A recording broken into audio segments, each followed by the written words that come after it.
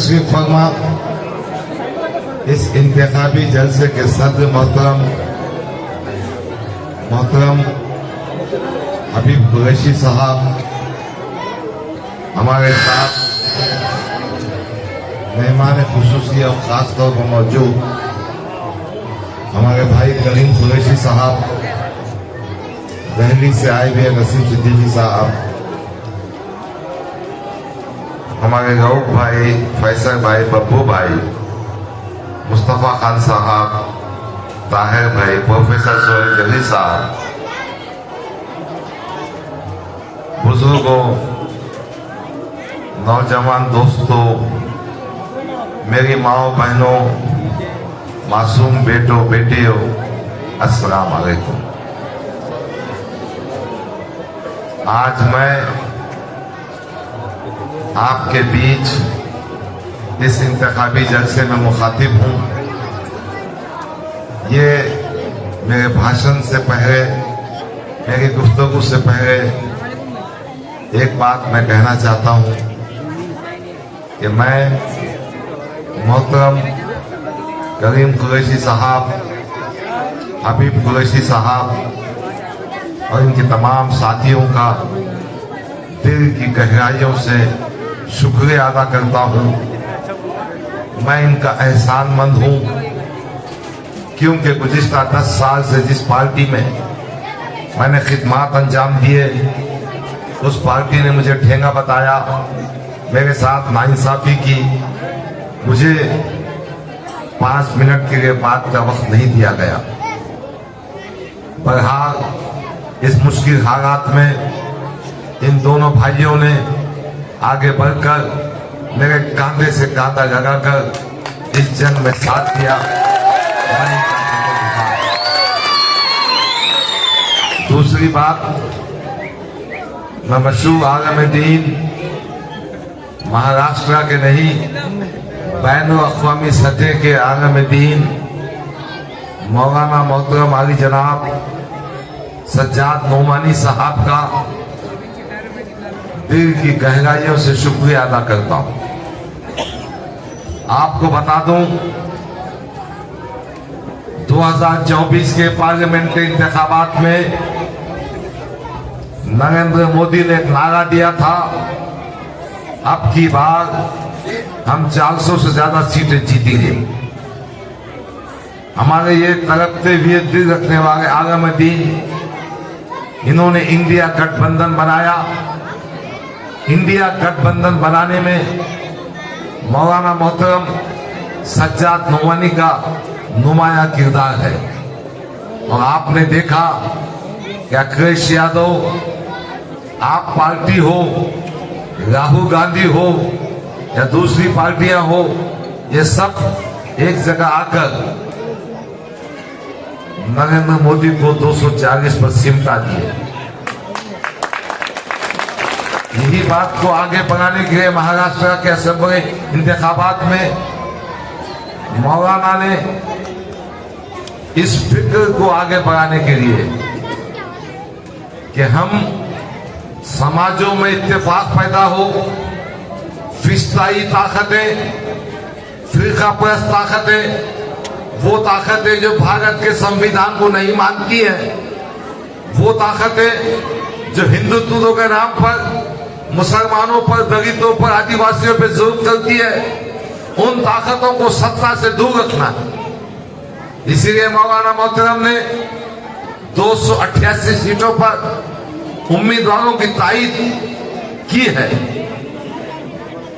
17 सीटें ऐसी है जहां उन्होंने महाविकास अघाड़ी की तायीद नहीं की। औरंगाबाद मशरिक की जो सीट है उसमें आती है, क्योंकि यहाँ पर समाजवादी पार्टी का मुकाबला महाविकास अघाड़ी से भी है, उनका कैंडिडेट बहुत कमजोर है। मैं एक बात और बताना चाहता हूं। मैं जब 10 मिनट के लिए मौलाना मोहतरम के पास गया, मौलाना मोहतरम ने मेरी बात तो सुनी और उसके बाद 3-4 बातें मुझसे कही 2-3 मिनट में। उन्होंने एक बात कही कि डॉक्टर साहब, मेरी ये उम्मीद और तवक्को है कि जो आदमी मेरे बनता है वो अपनी कौम और मिलत से दयानतदार, ईमानदार और सच्चा रहे। जो आदमी एमएलए बनना चाहता है वो अपने फंड को बिना लिहाज मजहब और मिलत तमाम तबकों में तकसीम करे। जो आदमी एमएलए बनना चाहता है वो इस बात को खास तौर पर समझे कि ये देश की एकजुटती, आपसी भाईचारा बहुत अहम है। हमको नफरत की दीवारों को गिराना हो। मैं सलाम करता हूं मौलाना की इन बातों को कि आज हिंदुस्तान गंगा जमुना तहजीब का मजहब देश है। यहाँ दलित भी बसता है, यहाँ हिंदू भी बसता है, आदिवासी भी बसता है और अहले ईमान भी रहते हैं। यकीनन मस्जिदों पर लाउड स्पीकर रहेगा, मंदिरों में घंटियां बजती रहेंगी, बुद्ध विहार में अपनी इबादतें होती रहेंगी। यही देश की खूबसूरती है। मौलाना मोहतरम इस बात को मानते हैं और जानते हैं। मैं आपके बीच ये पैगाम इसलिए देने आया हूं कि मेरे किसी जात का, मजहब का नहीं होता, वो सबका होता है और सबका खादिम होता है। मैं एक बात और कहना चाहता हूं, कौन एमएलए क्यों बनना चाहता है? मैंने साफ साफ कह दिया, मुझे किसी किस्म के पैसा कमाने की जरूरत नहीं है। मैंने ये भी डिक्लेयर किया है कि मेरी तनख्वाह बैंक में डिपॉजिट हो जाएगी, उसमें से एक पैसा नहीं लूंगा। उसके पूरे फंड को हमारे जन जिम्मेदारों की कमेटी बनाकर जरूरतमंदों में तकसीम करूंगा।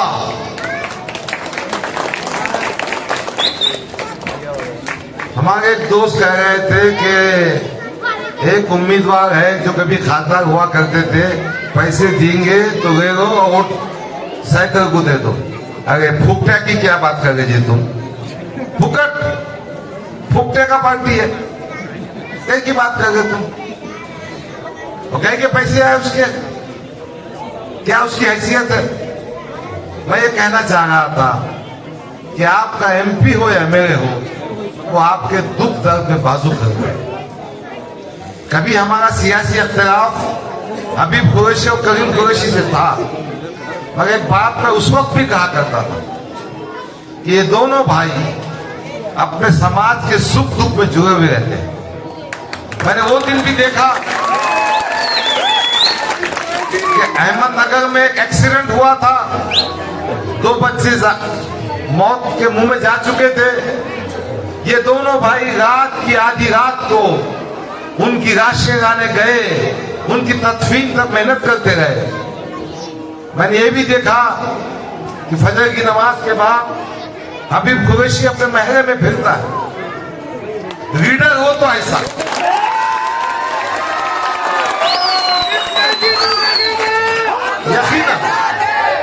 यकीनन कोई फरिश्ता नहीं है, मगर अच्छाई की बात तो होना चाहिए ना भाई। अब इनके पास कोई अच्छाई नहीं तो हम क्या बात करें? इनके पास कोई अच्छा काम नहीं तो हम क्या बात करें? बहरहाल वो अपने मुकाबले में नहीं है, इसलिए उसके बारे में बात करने की जरूरत नहीं है। अपना मुकाबला भारतीय जनता पार्टी के अतुल सावे से है। मुझे उम्मीद है, अल्लाह की जात से उम्मीद है, आपकी मदद से उम्मीद है कि इस बार ये सीट समाजवादी पार्टी जीतेगी।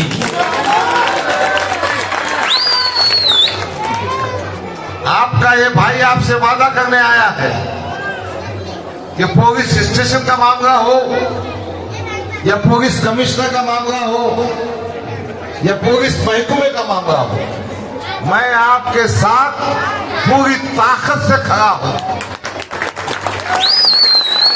अगर जो पूरी जिंदगी में पुलिस स्टेशन नहीं गया, बकरीद के मौके पे एक बार गया था वो, उसकी स्टोरी ये थी कि उसका भतीजा भांजा को यात्रा गया था, उसके वास्ते गया था।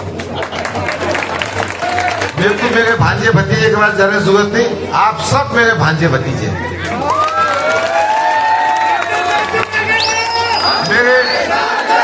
मेरे दलित भाई भी, मेरे हिंदू भाई भी, सब मेरे रिश्तेदार हैं, मेरा कुंबा है, मेरी फैमिली। आपके इस असेंबली हल्के में एक अच्छा स्कूल होना चाहिए। गवर्नमेंट के जो स्कूल है उनका मियार ऊंचा होना चाहिए, ताकि प्राइवेट के स्कूलों में जो मोटी फीस है उससे आपको निजात मिल सके। दूसरी बात, अस्पताल के मामले में जो आपको प्राइवेट अस्पताल में जाने के बाद जो तकलीफ होती है वो नहीं होना चाहिए। मैं आपसे ये कहने के लिए आया हूं, इंशाअल्लाह ताला आपके जो बुनियादी मसाइल है, पीने के पानी आज भी 8 दिन के बाद आता है, आज भी इलेक्ट्रिसिटी का मसला है, आज भी रास्तों का मसला है, ड्रेनेज का मसला है। मुझे उम्मीद है कि मैं इन 2 साथियों की मदद से, आपकी मदद से एमएलए बनने के बाद पूरी ताकत से इन कामों को अंजाम दूंगा। एक और खुशखबरी देना चाहता हूं, इंशाअल्लाह ताला महाविकास अघाड़ी की गवर्नमेंट महाराष्ट्र में बनेगी। मेरा कायद अबू आसिम आजमी, जो एक तड़पता हुआ दिल, धड़कता हुआ दिल, जो मिलत इस्लामिया के लिए काम करता है, इंशाअल्लाह ताला कैबिनेट मिनिस्टर बनेगा और समाजवादी पार्टी महाराष्ट्र के इक़्तिदार में एक अहम पार्टी बनेगी, ताकि आपके मसाइल, रिजर्वेशन की बात है, औकाफी जायदाद की बात है, एक्सा सिविल कोड का मसला है, मैं आपको यकीन दिलाता हूं इन तमाम मामलात में मैं और समाजवादी पार्टी एक चट्टान बनकर आपके साथ खड़े होंगे। हमारे कुछ साथियों ने एक खासदार का जिक्र किया, एक आमदार का जिक्र किया, 10 साल इन्होंने क्या झकमगाया वो बातें कही। भाई उनका जिक्र ही मत करो। किस्सा दरअसल ये है, एक मशहूर शेर सुनाता हूं। बहुत ही कम ज़र्फ़ है ये गुब्बारे, जो भद्र गुब्बारे, फूके फूके फूके, सही बात, बहुत ही कम ज़र्फ़ है ये फूके, चंद सांसों में फूक जाते हैं। अपन फूके तो फूकते ना, बहुत ही कम ज़र्फ़ है ये गुब्बारे, चंद ही सांसों में फूक जाते हैं। कमीने ऊंच पे आते हैं, अपनी औकात भूल जाते हैं। मैं इस मंच से आपको गवाह कर कहना चाहता हूं कि इम्तियाज जलील अपनी औकात में रहो। मैं यहाँ के कारपोरेटर शेख अहमद साहब को कहना चाहता हूं, अपनी औकात में रहो, अपनी हैसियत से आगे उछारी मत करो। हमने कोई चूड़ियां नहीं पहनी है, हम भी तुमको सबक सिखाएंगे।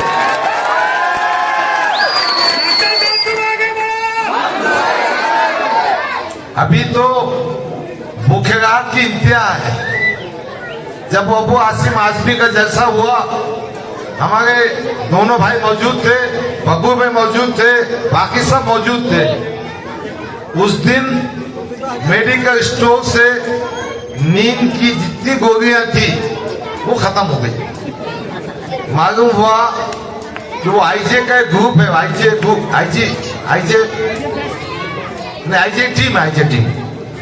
टीम ने सब खरीद ली।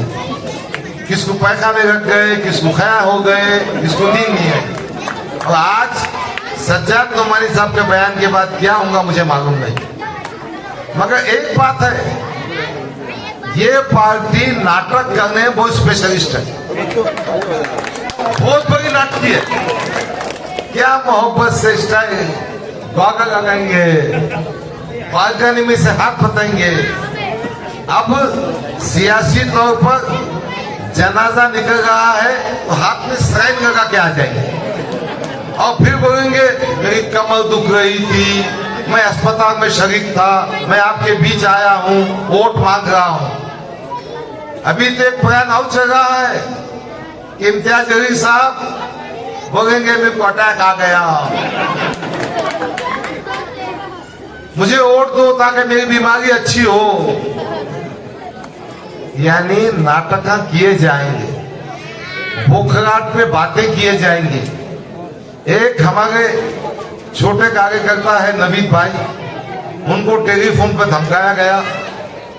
कल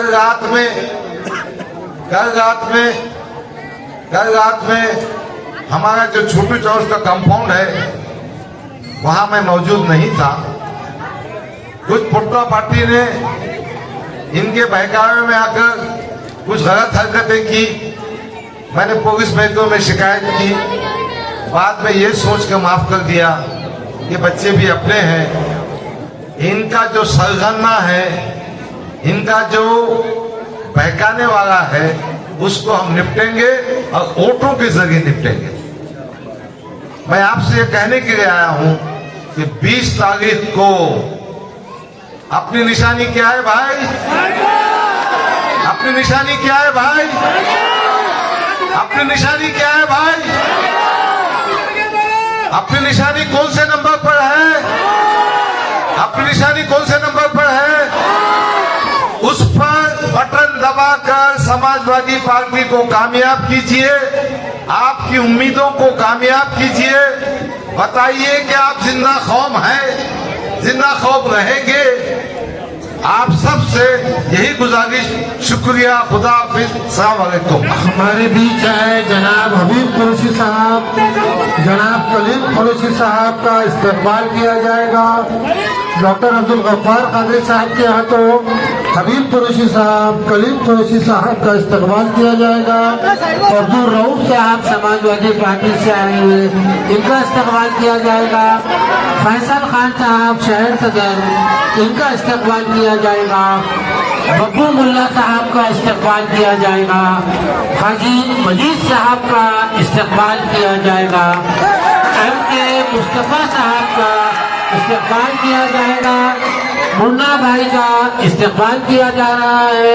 प्रोफेसर सोहेल जलील साहब का इस्तकबाल किया जा रहा है। और आए हुए दिगर मेहमानान का डॉक्टर अब्दुल गफ्फार कादरी साहब की जानिब से खुसूसी इस्तकबाल किया जा रहा है। आप तमाम हमारे बीच आए, इस जलसे को कामयाब किए। हम आप तमाम का डॉक्टर अब्दुल गफ्फार कादरी साहब की जानिब से, समाजवादी पार्टी की जानिब से तहे दिल से इस्तकबाल करते हैं। आप तमाम का बहुत बहुत शुक्रिया अदा करते हैं। कलीम कुरैशी साहब का इस्तकबाल किया जाएगा। हबीब कुरैशी साहब का इस्तकबाल किया जाएगा। माजिद साहब का इस्तकबाल किया जाएगा। बब्बू मुल्ला साहब का इस्तकबाल किया जाएगा। MK मुस्तफा साहब का इस्तकबाल किया जाएगा। अब्दुल रऊफ साहब समाजवादी पार्टी, इनका इस्तकबाल किया जाता है। फैसल खान साहब समाजवादी पार्टी, इनका इस्तकबाल किया जाता है।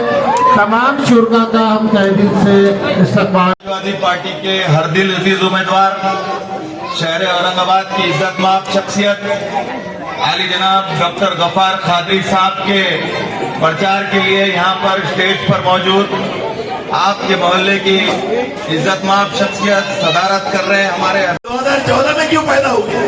2014 के पहले भी इस वतन हिंदुस्तान में कई वारदात हुए। जब 92 में बम्बई सिलक रही थी, झुलस रही थी, पूरा हिंदुस्तान सिलगा हुआ था, शहर औरंगाबाद सिलगा हुआ था। तब ये कहाँ थे हबीब मिल्लत? तब ये कहाँ थे नकीब मिल्लत? क्यों थी इनकी खिलाफ? जब कोई था तो शेर महाराष्ट्र अबू आसिम आजमी था। उसने जो काम किया रहती दुनिया तक वो उनका काम नहीं भूल सकती। फिर ये कब क्यों पैदा हुए 2014 में? जब भी तो ये इख्तियार में थे, इनके वालिद खासदार थे, उसके बाद इन्हों खासदार थे। फिर ये कहाँ थे? वो कहाँ छुपे हुए थे? मेरा सवाल है और आप भी कीजिए उनको सवाल। इसलिए मैं गुजारिश करता हूँ 20 तारीख को बहुत अहम दिन है। आप अपने काम धंधे पे जाओ, एक टाइम की रोटी मत खाओ, क्योंकि अपने मुस्तकबिल का सवाल है। और 20 तारीख को साइकिल वाला बटन दबाओ। दबाएंगे क्या नहीं दबाएंगे? बोलिए क्या निशानी है हमारी? और ये लोग आएंगे, ये आपके सामने रोएंगे, गिड़गिड़ाएंगे, ये लम्हों में खता करते हैं, ये ऐसा रोते हैं कि आपको उनके रोने पे तरस आता है, लेकिन हमको 5 साल सजा मिलती है। इसलिए इनके रोने पे मत जाओ। आप देखिए ये बेबाक, ये चट्टान की तरह शख्स खड़ा है आपके बीच, दे दो एक मौका, भिजा दो असेंबली के अंदर आपके और हमारे मसले मसाइल हल करने के लिए। इसीलिए मेरी गुजारिश है कि आप साइकिल वाला बटन दबाइए। चलेगी साइकिल, उड़ेगी धूल, चलेगी साइकिल, उड़ेगी धूल, ना रहेंगी फटी पतंग, ना रहेगा कीचड़ वाला फूल। आप लोगों से गुजारिश है कि मत देख के गुलशन में गुल आए के खाक आए, मत देख के गुलशन में गुल आए के खाक आए, ये देख के गुलशन में बाहर कैसी आए। मेरे दोस्तों, बुजुर्गों, मेरे माँ और बहनों, मेरे फिर से गुजारिश है कि आप 20 तारीख को ये गफ्फार कादरी साहब चुन के नहीं आएंगे, आप में का हर एक फर्द चुनकर आएगा। आपकी आवाज बेबाकी तरीके से असेंबली में उठाई जाएंगी। इसलिए मेरी गुजारिश है कि 20 तारीख को साइकिल वाला बटन 5 नंबर पे जो है वो दबाइए, और जो पैसे दे रहे ले लो, लेकिन वोट साइकिल को दबाओ। खुदा हाफिज, जय जय समाजवाद, जय माता। मैं डॉक्टर साहब से गुजारिश करता हूं कि वो हमारी रहनुमाई करें। जनाब डॉक्टर गफ्फार कादरी साहब कामयाब हुए और उनको मौलाना नुमानी साहब ने अपना सपोर्ट डिक्लेयर कर दिया। जो सफर इख्तियार करते हैं वही दरिया को पार करते हैं, जो सफर इख्तियार करते हैं वही दरिया को पार करते हैं। निकल कर देख मुसाफिर रास्ते में, मुसाफिर का रास्ते इंतजार करते हैं। आज बड़ी खुशी की बात है, आज माहौल बनता जा रहा है, लोग साथ दे रहे हैं, और ये इस बात की दलील है इंशाअल्लाह ताला आने वाले 20 तारीख को समाजवादी पार्टी के साइकिल के बटन को दबाकर आप डॉक्टर अब्दुल गफ्फार कादरी साहब को महाराष्ट्र के असेंबली में भेजेंगे। दोस्तों, ये समाजवादी पार्टी है, हमारी समाजवादी विचारधारा है। हम समाजवादी विचारधारा पे काम करते हैं, ना कि हम फिरका परस्ती पे काम करते हैं। हम कभी नहीं बोलेंगे, हम हमारे उलमाओं की इज्जत करते हैं, हम हमारे बादशाहों की इज्जत करते हैं। अरे वो बादशाह, वो शहंशाह जिनके राज में कभी सूरज नहीं डूबता था, रात की रानी हमारी थी, सर पे हीरे मोती के ताज हमारे थे, जहां में दूर दूर तक हुकूमत हमारी थी, और वो हमारे शहंशाह ने कभी भी फिरका परस्ती नहीं की। उनके दौर में हमारे शहर का सुपारी हनुमान मंदिर आज भी है, हमारे शहर का खड़केश्वर मंदिर आज भी है, तिरुपति बालाजी मंदिर आज भी है, उत्तर प्रदेश में अयोध्या के मंदिर आज भी है।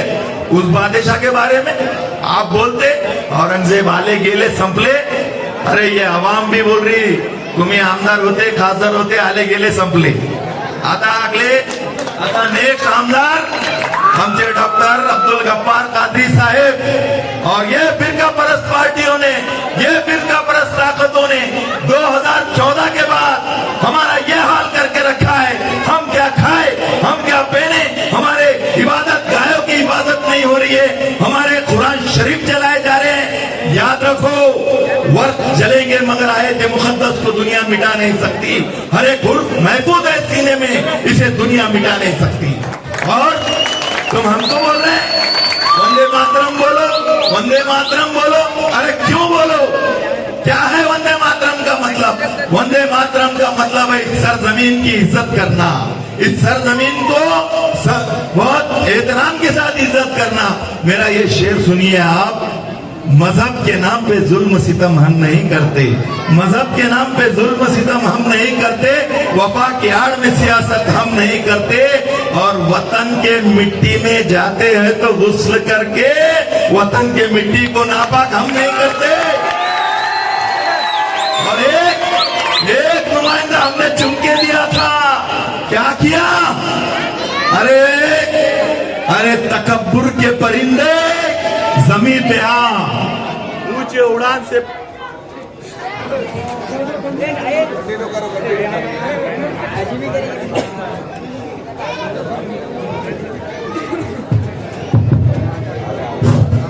तकब्बुर के परिंदे जमीन पे आ ऊंचे उड़ान से पर छिल जाया करते हैं। वार करना है तो सीने पे कर। हमारे बच्चों को बटन प्लेयर बोला, हमारे बच्चों के ऊपर इल्जाम लगाया। अरे नुमाइंदा वो होता है जो बच्चों की हिफाजत करता है। अगर गलती भी करता हूँ तो उसको छुपाना पड़ता। जा देख सीख अबू आसिम आजमी साहब से। मैं ऐसे ने 28 साल से पागलों की तरह, दीवानों की तरह अबू आसिम साहब के साथ घूम रहा हूँ, क्योंकि ऐसे लोगों को मैं इंसाफ दिला रहा हूँ और इंशाअल्लाह ताला मरते दम तक करूंगा। तो तकब्बुर के परिंदे जमीन पे आ ऊंचे उड़ान से पर छिल जाया करते हैं। वार करना है तो सीने पे कर, वरना हमारे पीठ पीछे तो खंजर भी टूट जाया करते हैं। आप सबसे गुजारिश है मेरी माँ और बहनों, एक पार्टी 2014 के बाद पैदा हुई है। एक कहावत है, हैदराबाद के चार मीनार में मेरी माँ बहनें कभी गए होंगी तो वहाँ के गोट चमकते हैं, उसके मोती चमकते हैं, लेकिन वहाँ का एक डायलॉग है, हैदराबादी नगीना अंदर मट्टी ऊपर चुनना।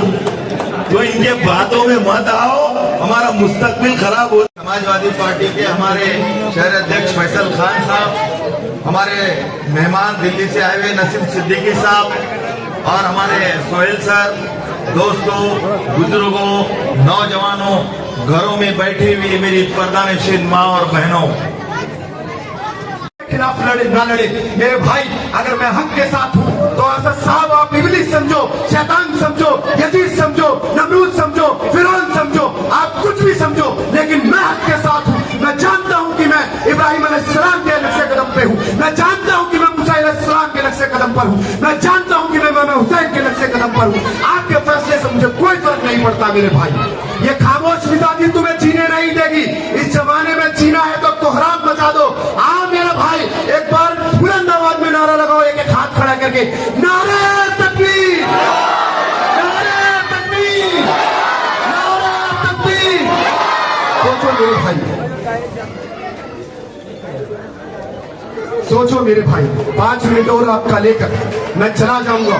डॉक्टर साहब आपके बीच में, आपको सोचना है। हमारे दलित भाई बहन भी यहाँ पर बैठे हैं, वो भी हैं दलित पिछड़े, सब लोगों से कह रहा हूँ मेरे भाई, डॉक्टर साहब सिर्फ मुसलमानों का काम करने नहीं है। अगर ये ऐवान में जीत कर जाएंगे तो हर मजलूमों का काम करेंगे जिसके साथ नाइंसाफी हुई है।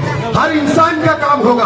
फर्ज आपका बनता है मेरे भाई। अगर मैं दिल्ली से मैं चाहता तो मेरे भाई मैं मजलिस का पैगाम महाराष्ट्र में पहुंचा सकता था, लेकिन नहीं। मेरा मकसद था कि ऐसे सियासतदान को सियासत की कुर्सी से हटाना है जो सियासत के लालच में कौम के मुस्तकबिल के साथ खिलवाड़ कर रहा है। और मैंने कहा मेरे भाई, मैं किसी समाजवादी का गुलाम बनकर नहीं आया, मैं किसी कांग्रेस का गुलाम बनकर नहीं आया, मैं किसी बीजेपी का गुलाम बनकर नहीं आया, ना ही मैं मजलिस का गुलाम बनकर आया हूँ। मेरे भाई, अगर मैं गुलामी करूंगा तो अपने आका नामदार अहमद मुस्तफा मोहम्मद मुस्तफा सल्लल्लाहु अलैहि वसल्लम की गुलामी करूंगा मेरे भाई। मैं इनका गुलाम बनने नहीं आया मेरे भाई। और जो हमारे कौम का लीडर जीत कर आएगा और आवाम के लिए काम नहीं करेगा, मैं हर उस जगह पर जाकर मेरे भाई को पैगाम दूंगा और उस सियासी लीडर को सियासत की कुर्सी से हटाऊंगा जो कौम के मुस्तकबिल के साथ खिलवाड़ करता है मेरे भाई।